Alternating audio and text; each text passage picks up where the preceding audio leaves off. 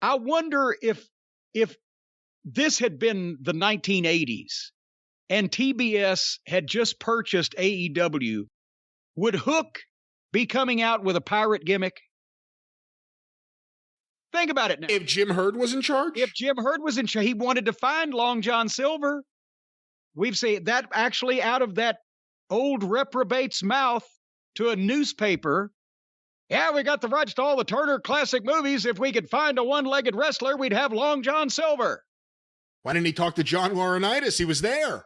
Could have found him a one-legged wrestler. Maybe two of them. He'd assigned him the wrong one, though. But anyway, so Hook would have been a pirate, but now Hook is merely one of the great new prospects in wrestling, and Hook had another match, this time against Bear Bronson. Now, I wonder, it's almost like that somebody who actually understands the wrestling business and how to get people over is in Tony Khan's ear saying, yes, every week he comes out and he has a 6-minute match with an opponent that he defeats.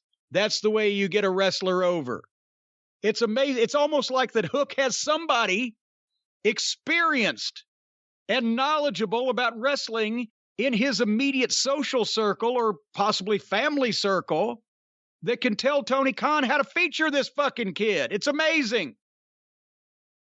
So, having said that, Bear Bronson wasn't bad in this because he had heat because they love Hook and his shit didn't look bad.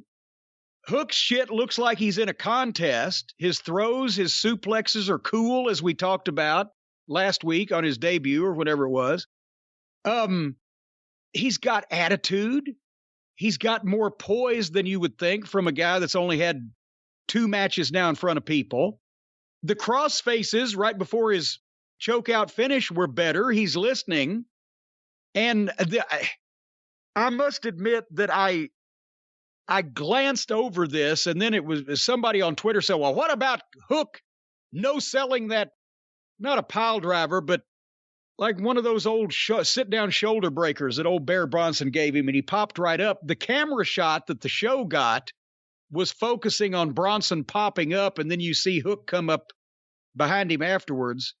Yeah, probably I could have done without that, but otherwise, again, he's a great kid, and as long as they don't put him in with the gymnasts, which would be completely antithesis to his style, and as long as they don't run crazy with this and start putting him in main events and just give him steady underneath matches while the people like him and let him show off what he can do, he's got a very bright future. And honestly, without being a smart ass, it helps that Taz knows how to get somebody over and can explain to Tony, the inexperienced rookie booker of the year, how not to fuck this kid up.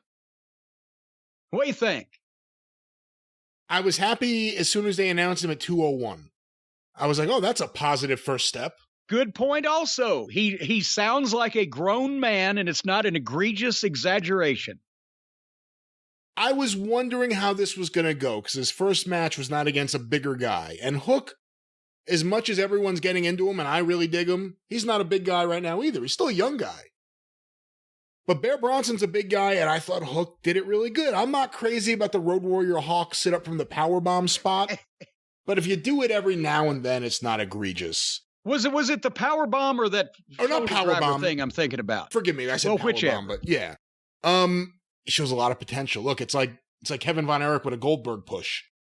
You know what I mean? He reminds me of the Von Erichs when you see the early footage of them where they're laying shit in, and it's like, okay, they're working, but boy, they were. Yeah, and they were really laying it in. You got something with them. How do you keep with it and not fuck it up? That's going to be the big question. But you really got something there. I hope they don't fuck it up. There's so much intrigue around this kid from 2 matches. From a year and a half of appearances and 2 matches. Do you remember the finish that Kevin Von Erich was doing when he went to Georgia, on Georgia TV, and what was it, 1981-ish, 2-ish, thereabouts? Oh, no, I don't. No. The body scissors. Oh, that's right. Yeah. You remember that? And this, I don't know how, Hook looks wiry, But nobody has done that since. Part of it was because Kevin Von Erich was a freak athlete and had the spring in his legs and that power. But if somebody's just said body scissors, how would that be a finish? Von Erich had such strong legs that he would grab the guy and leap up and put his legs around the guy's midsection like a bear hug, but with the legs, and would fucking clamp down and be freestanding, hanging on the guy, where the guy, oh shit, he can't breathe. And it would take him down to the ground where he would be rolled up in this body scissors and pinned. But the visual of Kevin with his legs around this guy and his upper body suspended in the air by the grip of his legs sold the fucking move. Nobody's done it since. Maybe they don't have the legs for it. Maybe Hook can look that up. I don't know. I don't want to see him do leg scissors. Well, I'm just saying, he seems so athletic and wiry. Nevertheless. Who do you program him with? I mean... Well, nobody right now. So how long do you do this? Do you do it every week? And how long do you do what they're doing right now with Hook? No, if you did it every week, then you would expect him imminently in the next 8 to 10 weeks or whatever. It wouldn't be that long these days, but you know what I'm saying? You would expect him to imminently be involved in something, which would be a little fast for him because he's brand new. If he comes out every 3 weeks, has a match like that, and it's maybe excerpted or video highlighted or talked about in a training package or a promo or B-roll over a 30-second interview on a show in the middle, you keep him out there and you keep people aware of his presence without shoving him down their throats, because the weekly wins are for guys that you bring in to get over to use now. And that's not a guy that's had 2 matches. So it needs to be a little slower, a little more drawn out, and you don't want to. And also, eventually, after the first 3 or 4 or 5, he's got to lose one. But he looks better in losing to a top guy, a heel that can fuck him around a little bit or whatever, than he would beating another job guy that week. And it proves that he can get out in the deeper end of the pool. And there's no reason why that could not go on for months and months, because he's not being focused on to carry the ball, but he's certainly a valuable member of the team. Just off top of my head. Let's see what they do. It'll be interesting to see if they screw it up or not. And, you know, he hasn't had anyone at ringside with him, even though he's a member of Team Taz. Let's see what they do. But as I said before, there's a lot of intrigue right now around Hook, and I hope AEW doesn't mess it up. And actually, it's refreshing he doesn't have anybody at ringside with him, because everybody knows Taz is on commentary and Taz is his dad. Obviously, that's been... But he does it for the opposition he's in with. He hasn't needed anybody at ringside to handle him. And if he had people at ringside, even if it's Team Taz, then it's just another guy out there with 16 people at ringside. We've already got that. A lot of other places in this company. What'd you think of the clothesline? That was nice also, by the way. And that's the thing. The kid, he can sell. We saw that when he's been on defense, and it doesn't look shit, and he doesn't look out of place. And at the same time, those trips, especially the leg trips, that little the one where he throws the leg in and then behind the guy's leg and moves forward with his body to effectively schoolboy trip the guy from the front. I'm sure that's a judo move, and I'm sure Taz knows the name of it.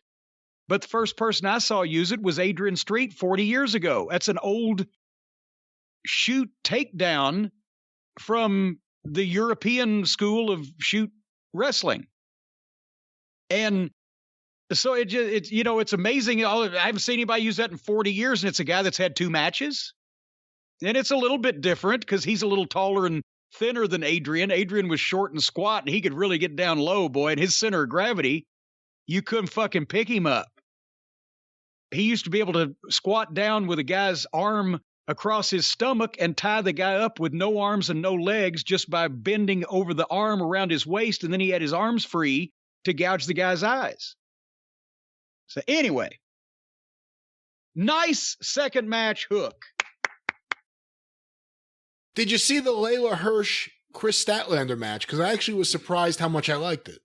All right. And you mentioned that to me. I was just reviewing the program, and I was in Cody and Sammy for the TV title.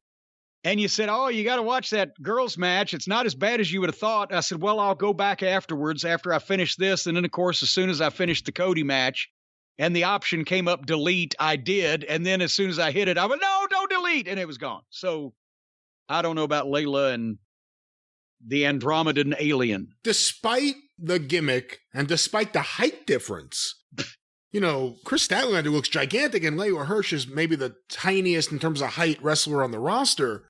I thought they did a good job. I thought they did a good job of Layla working a body part, and they teased a little bit of a Layla Hirsch heel turn, I guess. But I thought, all things considered, it was a good match. So Statlander is getting better, is what you're saying. Statlander, I think, is getting better. And I think Layla Hirsch, who we don't see that often, is pretty good. And she's different. Look, she brings a different edge to that women's division. Her name is legit Layla Hirsch, and she actually seems like a legit athlete. And you kind of believe she could grab someone's arm and mess them up. So I hope they do something with her. That nasty arm grabber.